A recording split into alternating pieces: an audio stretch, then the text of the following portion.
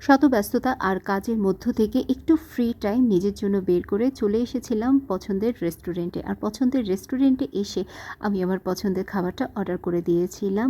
এখানে আমি নিয়েছিলাম চিকেন গার্লিক মোমো, আর সাথে এদের নতুন একটি ফুড আইটেমও আমি ট্রাই করেছিলাম, যেটা ছিল চিকেন বোল উইথ নাসোস।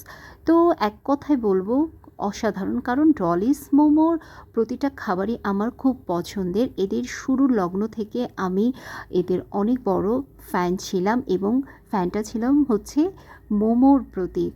আর এদের মোমো আমি এত খেয়েছি, সেই ছোট্ট রেস্টুরেন্টটা আজকে এত বড় হয়েছে। আমার হার হামেশা প্রায়ই আসা হয় এখানে, আর এদের খাবার মানেই হচ্ছে চুম্মা চুম্মা।